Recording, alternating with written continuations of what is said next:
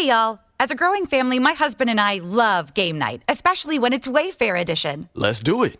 You gotta name as many Wayfair furniture and decor categories as you can. Ready? Go. Sofas, bar stools, beds, ottomans, outdoor seating, bookshelves, kitchen tables, garden sheds, mid-century modern lamps. Time. Nice. You got 9 out of a lot. Not too bad. Keep practicing by visiting wayfair.com, where you can shop every style for every home. Wayfair, every style, every home.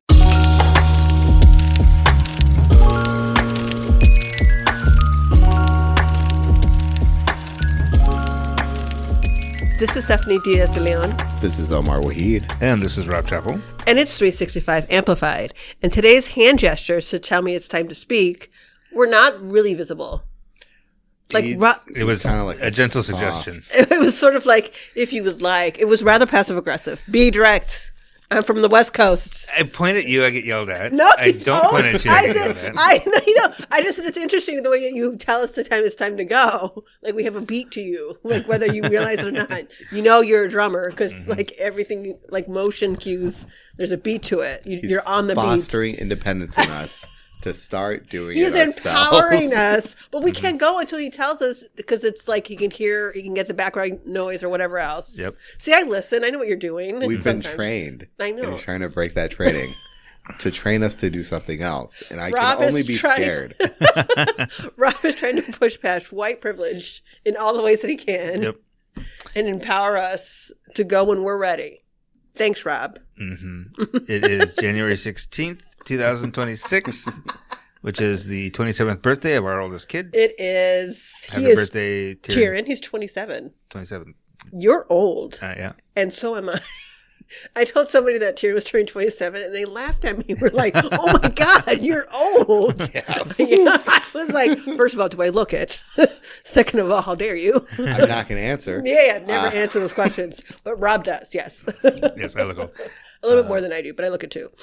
Which means kid number 2 is turning 26 on Sunday. Yeah. You got too many kids. How many kids Who wants do you one? have? 4. 4. Do you want one? Oh, no. I offer that to people. Just one. They're potty trained. They talk back, though. They sassy as heck. Yeah. Both of my brothers have kids. Do you want I am the middle child, and my parents child. keep pressuring me to have kids also. I was like, no. Do you see them? I'm fine. Yeah. I literally... Uncle is good. Yeah. Uncle is great. I'm the only one of my my 2 brothers and my older sister who has kids. And they are never having kids because they're like, you have enough for all of us. Plus one. They're like, Look at those bundles of joy. They're You like, can just you have them. you have generational ones. Like, we're good. Like, we did, by supporting you having kids, we too feel like we're an extension of that. And I was like, suck it. Get a kid. I completely agree. We've made them godparents. Our youngest actually has 2 godfathers because, well, they're good. Yeah. Because your brothers both had to. Well, no, it's because the youngest is going to be the most. Right. That's the one that's going to go to jail for something. Usually for protesting or throwing a rock at something they don't agree with. So, they need to. In a bit, we're going to hear from Freddie Owens, former Badger basketball player who is now out with a memoir. I had a nice conversation with him the other day. So we'll get to that in a bit. But first, we want to update yet another Sun Prairie update. We found out shortly after we were recording last week, we found out that Jennifer Plager, the former principal at Sun Prairie West, who was the principal when everything went down with Robert Gilkey Meisegeier, the former dean of students, who is now in jail on 16 charges of child pornography and child exploitation, that she is being charged also, the principal, with failure to report child abuse, which you heard the words mandated reporter, which is, anybody in the school system is required to report allegations or suspicion of child abuse. Anybody who works with, anybody in the state system. It's not on just some level, it's not just school district people, yeah. but there's a wide range of people who are mandated to report these things, and she did not. And therefore, she is going to be charged. There's nothing in the system yet even a week later, they haven't actually updated the court website with the charges, but that's what we were told by the Sun Prairie Police Department. Sun Prairie Police Department also mentioned that there are 2 charges against her, one of which relates to Robert Glicky-Maxar, which we all have known about for months now. The other charge is something that came up in this investigation that we didn't know about before, which is in January 2025. There were some questions regarding a family and consumer education teacher having some sort of inappropriate interactions with a student. The student in that case apparently didn't want to move forward with anything, but there's still are mandated to report it. Though they're still mandated to You're report. still supposed to report, and she didn't. Her attorney said he's innocent. That the investigative report that we talked about last week explicitly said that investigator didn't see any mandatory reporter violations. However, that person was only investigating the Robert Glicky-Maxar thing. This other thing was not in that investigative report and just kind of came up during the course of the police investigation. The other thing the police told us is that they also referred charges of misconduct in public office against the human resources director, Chris Sadler. Ultimately, they decided not to pursue those charges, and the district attorney did not file those charges. But that was something that came up also. To get more details, we need to wait until all this is filed, and then I can actually read the criminal complaint. But there are a whole bunch of other people who were supposed to have reported also, but didn't get charged, I suppose because the principal was ultimately responsible. I don't know. Just a reminder that the word mandatory reporter is mandatory. Yes, this is not if you feel like it kind of situation. The other thing too is like if you were unsure, you can ask. Like you can ask someone else. Should I report this? Or is this, like maybe, I don't know. If you're not sure, report it. Like, I don't know. It feels like something like this is something that you don't. Yeah. You don't. Yeah. It's not optional. It's not something to think about. And it's something that you get training on every year. It's not like it's something that like lays dormant for 5 or 6 years. This is something that it gets trained on constantly. Right. Yep. So if convicted, Jennifer Plager, the former principal, could face up to 6 months in jail and $1,000 fine on each of those 2 charges, which are misdemeanors. So that's the latest on Sun Prairie. The other thing to mention this morning is that Forward Madison Football Club, the professional soccer team here, has an academy program, which is for younger. They have a youth teams all the way down to like 13-year-olds, but they have an academy, which is like preparing 18, 19-year-olds to become professional. And that team, they just started this past year. That team had a couple of league matches in Minneapolis over the weekend. We know what was happening in Minneapolis the last couple of weeks. And the mother of one of the players got snagged by ICE or Border Patrol or whoever it was, and is now in custody in Texas, leaving this kid who's an 18-year-old high school senior with no other family. He lives in Milwaukee. Has no other family around. He has the club tells me he has a support network there, which is good, but has no source of income. Because his mom's employer has a lawyer, is working on it, but with these things, you just never know how long it's going to take. So the club, Forward Madison, has put together a GoFundMe for him. Yep. They've raised $41,000 so far to just pay his bills until his mom gets back, if she ever does. Because you don't know. Like they don't seem to be really following the law that much.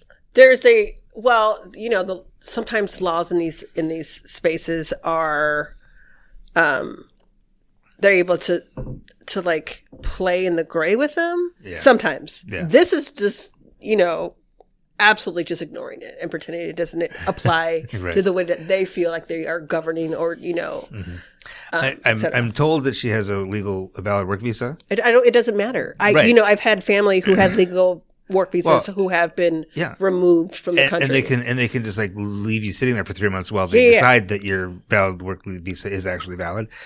It's not even that, though. Like, they're not even sometimes going through the process of Right. checking to see if it's valid or going to a judge with it. They're just moving forward with deporting you, and it's, oh no, it's too late. It was a mistake, and you Right. and you can't. It's too long to get you back. Like, you're in the process of getting back, but in the meantime, you have to stay there. And it's almost a little surprising at this point that this player, who we're not naming the player No. for obvious reasons, but Yeah.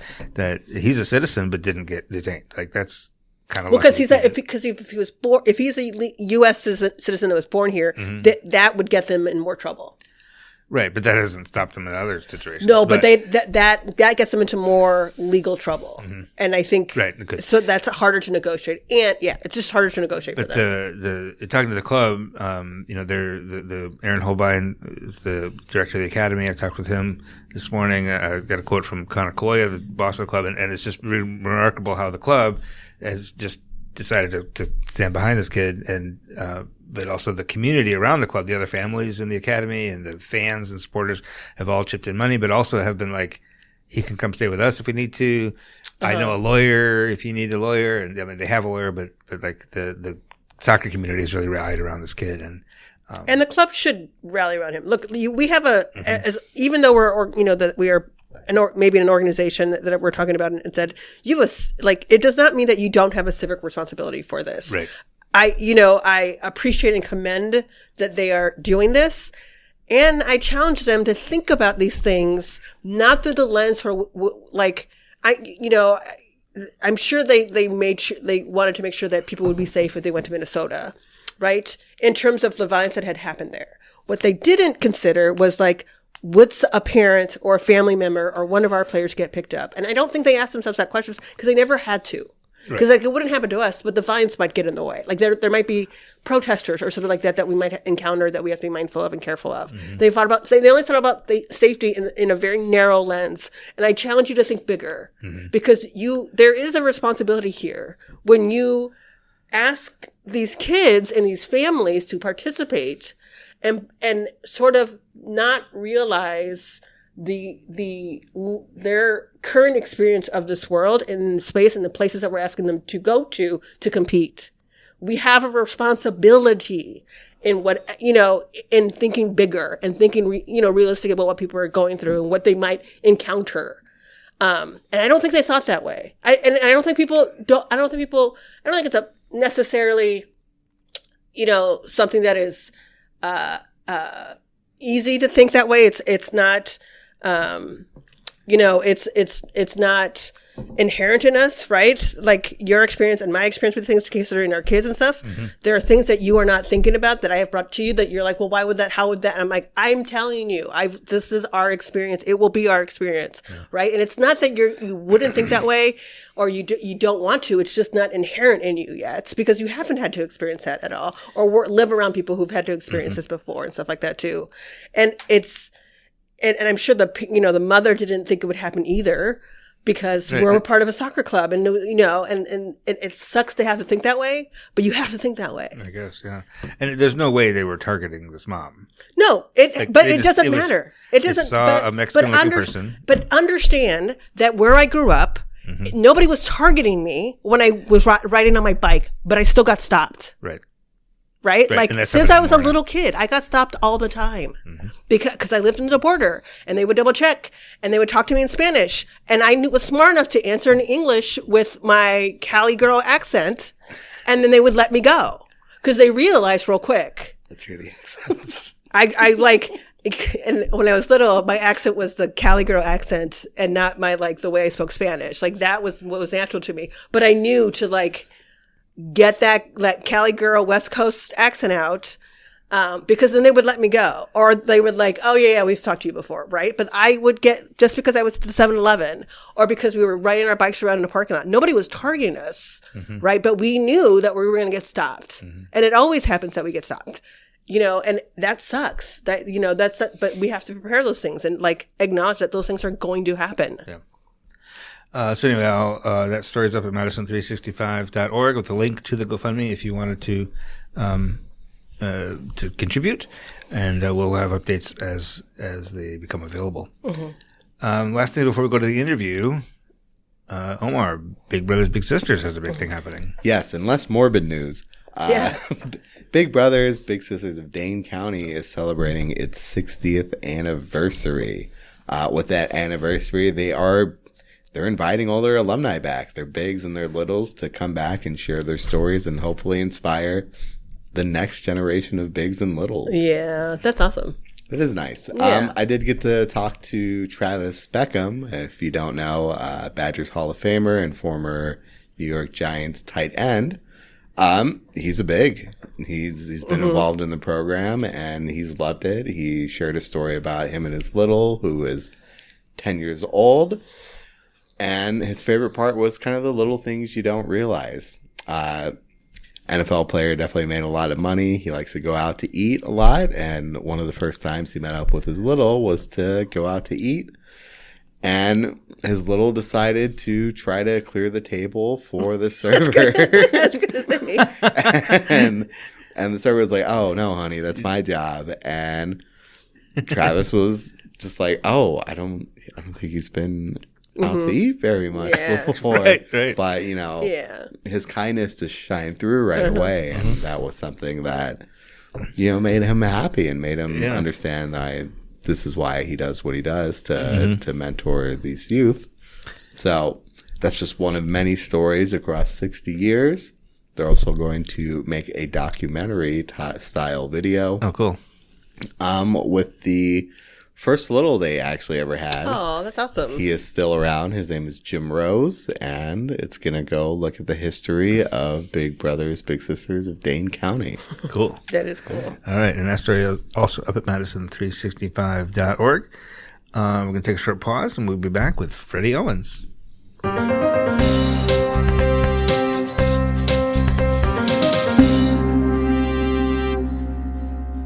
And we're back, and joining us now, a man whose name will be familiar to Wisconsin Badger basketball fans of my age and older, Mr. Freddie Owens, joining us from Green Bay, Wisconsin. How are you doing, sir?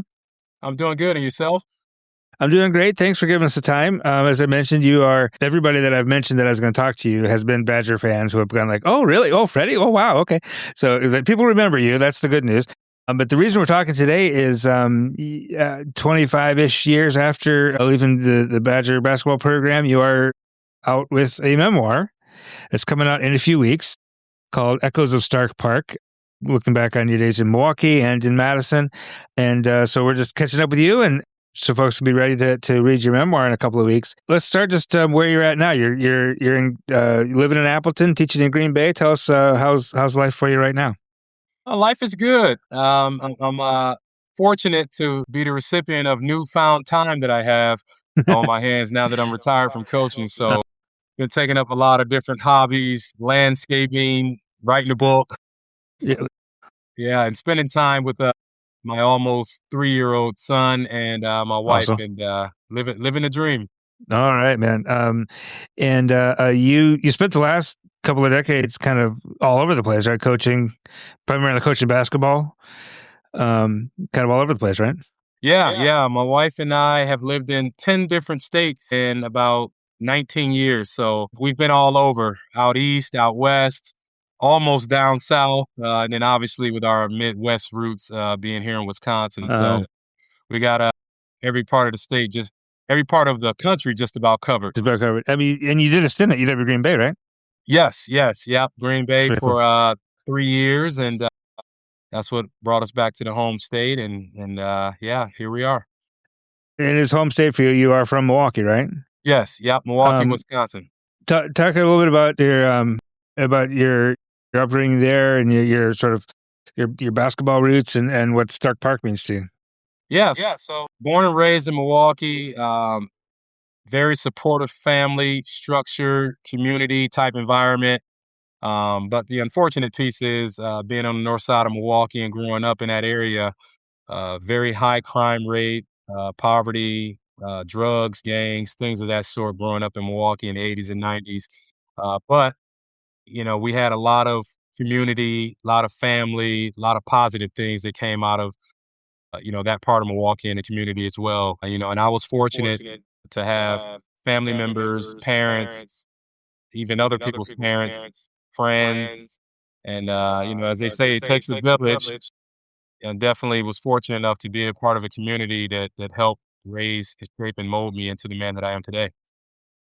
And how'd you end up at the University of Wisconsin?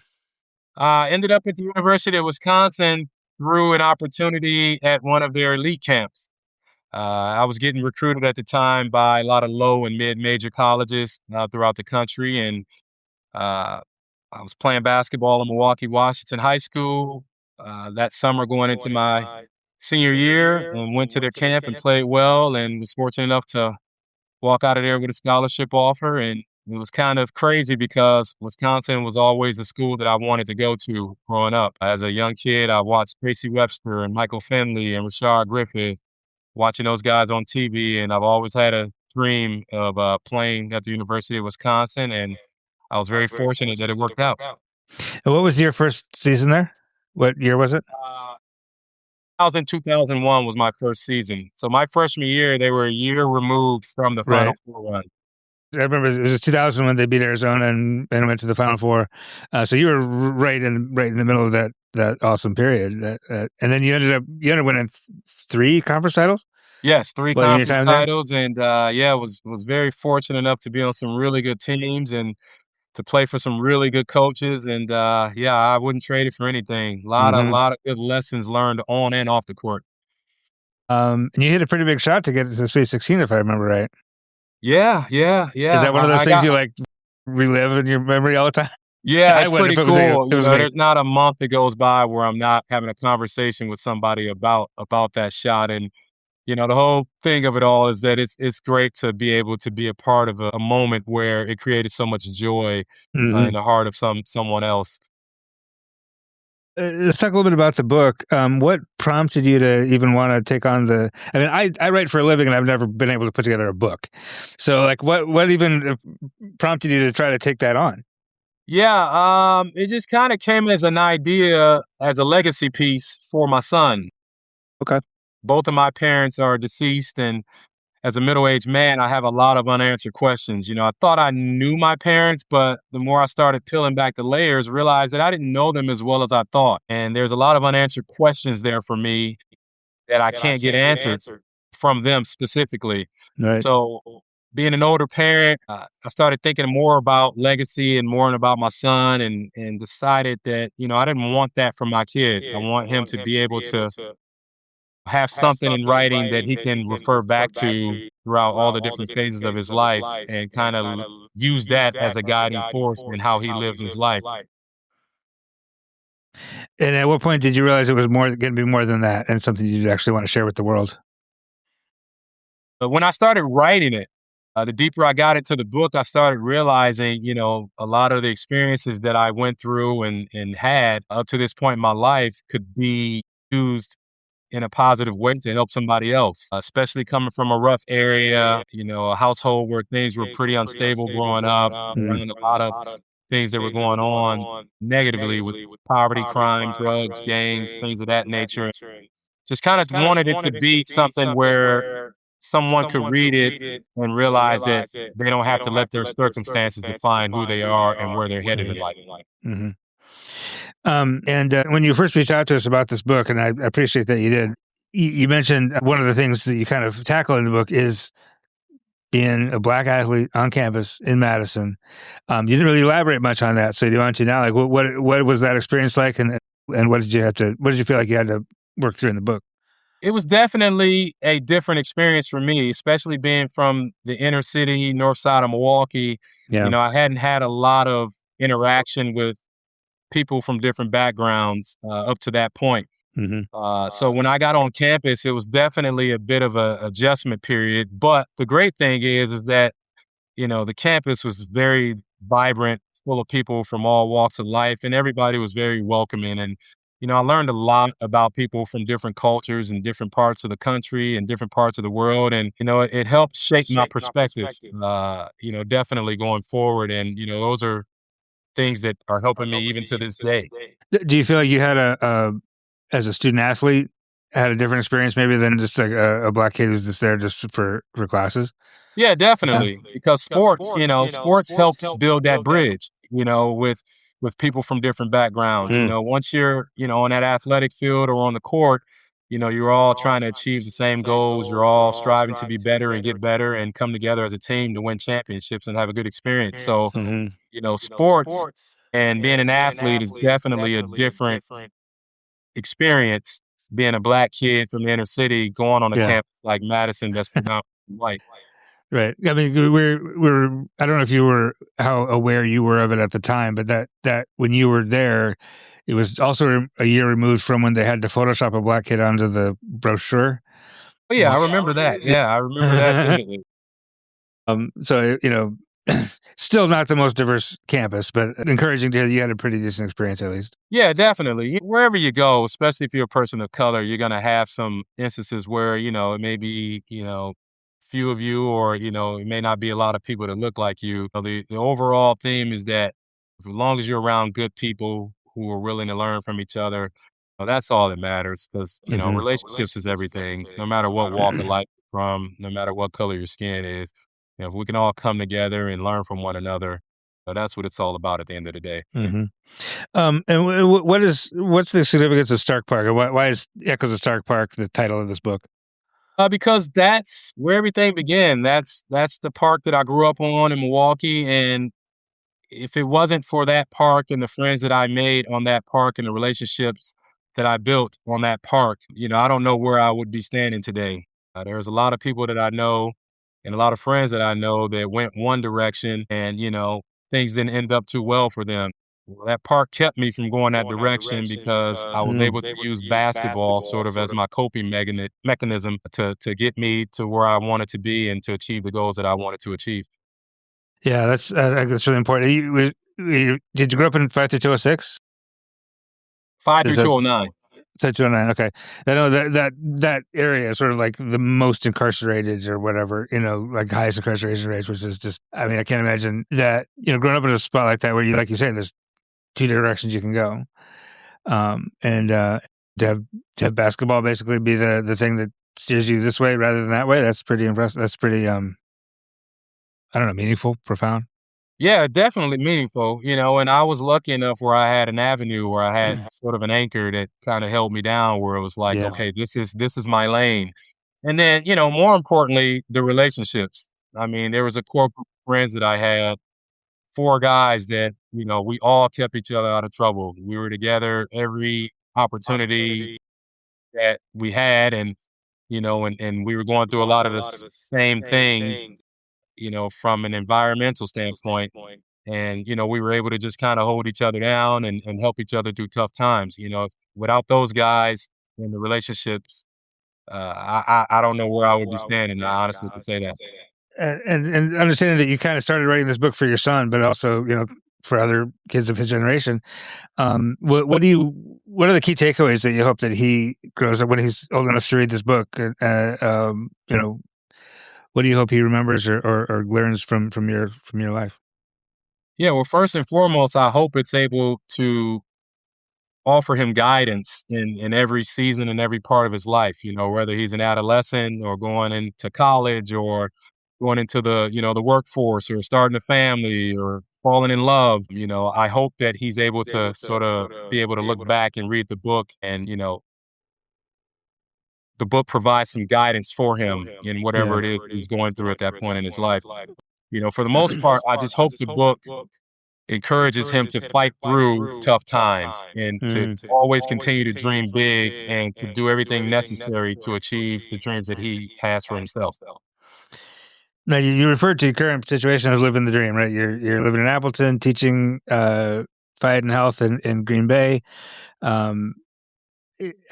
In what way is that the dream? I mean, are you just like, I'm settled down now and things are, I've just got my little family here and that's pretty amazing, actually. Yeah, that's a good question. That's a great question. The dream is just being present and being happy wherever you are in that moment. A lot of people talk about success and, everybody has their own definition of it. But, for me, I've been able to be a part of some very cool experiences up to this point in my life. And this is the happiest I've ever been. It's not about money. It's not about fame. It's about having an inner peace with yourself and knowing who you are and being present and being happy in whatever it is that life brings. That's so cool you say that. And I want to I'm gonna like clip that out and like write it down and hang it up or something because like you say you played professional basketball and you coached with didn't you work for Craig Robinson at one point? Yes. Who went later was with the Bucks, but is also Barack Obama's brother-in-law, right? So Yep. you've had some really cool experiences through sports for a long time, and now you're settled in here, and this is the happiest you've been. That's pretty amazing. Thank you. Yeah, it's just, it's all about what your definition of success and happiness Yeah. is. And hopefully the goal of my book is to, help people peel back the layers of themselves and find that happiness if they haven't found it already. That is so cool. Well, Freddie Owens, the book is called Echoes of Stark Park. It's available for pre-order right now, and will Amazon and wherever you get books, kind of thing. Yeah. And will be out February 16th. Is that right? Yes.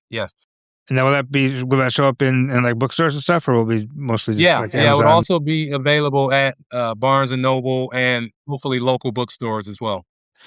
All right, sir. Well, thanks again for taking the time to join us. Thanks for putting this time and effort into this book, and I hope it helps a lot of folks. And I hope you have a great rest of the year there in Green Bay. Thank you so much for allowing me the platform to share my story, and hopefully it can resonate with people from all walks of life. Thanks again. We'll be right back.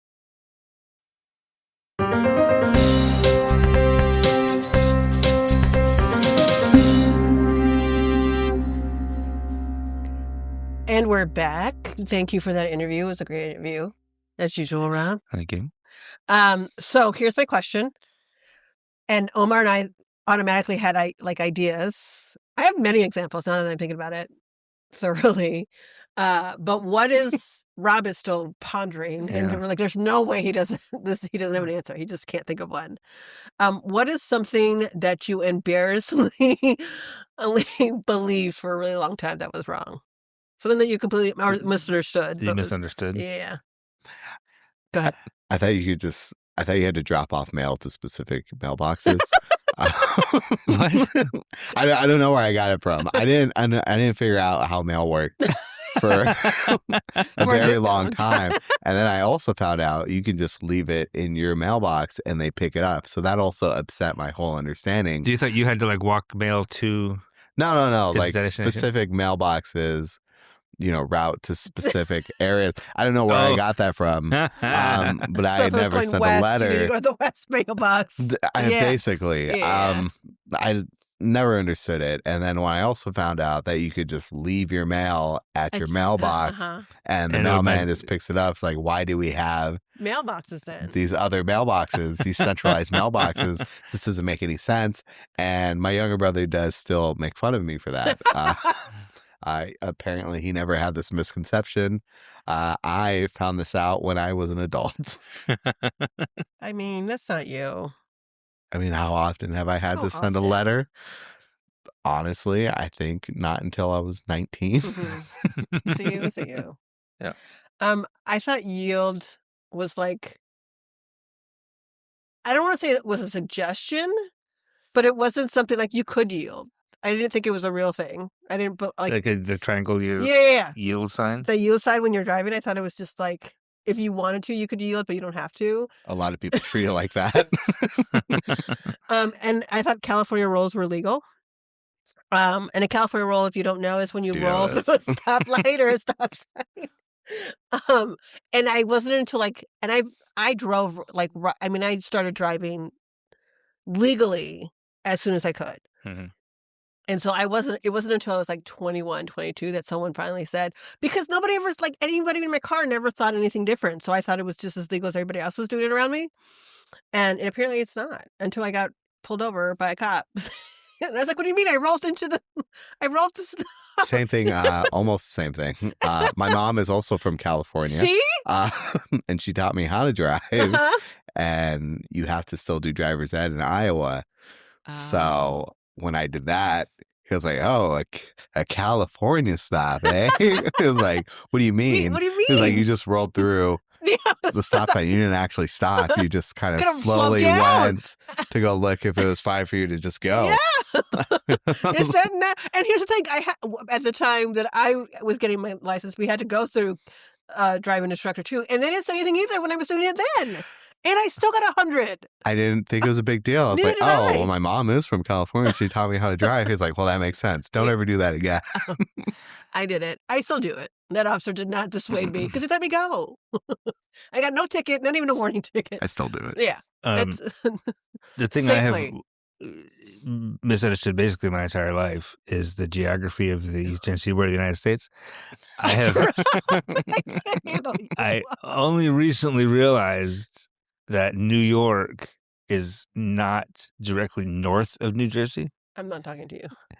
I had this in my head for the longest time, and I still kind of believe it. That the map is wrong? that All it maps are goes that wrong. New York is like the most north, and then New Jersey is south of that, and then Boston is south of that. Oh, no. I have it entirely backwards. No. And when they talk about going from New York to Connecticut, Uh-huh. that seems like a long way, No, but that's it's not. very- It's no, like very Connecticut true. is actually like the suburbs of New York. Oh, yeah. Of New That's- York City. Yeah, which is why a lot of people move Right. when they're So there's looking to have. suburbs of New York in Connecticut and in New Jersey. Yeah. That blows my mind.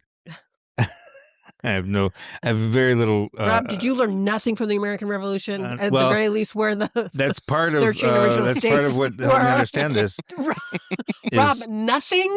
watching that 12-hour documentary on PBS. But And there were no maps? there were maps, and I was like, That's- "Wow, look at that! That's north of there. What?"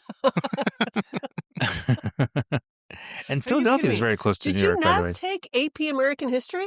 I took no AP at all. We didn't have AP when I was. Oh, wow, you were. That's. Do from you a imagine how child. old I am? You took AP classes? Yeah, of course I did. And now I tell everybody it's a scam because I had too many credits that didn't transfer over, and I was pissed.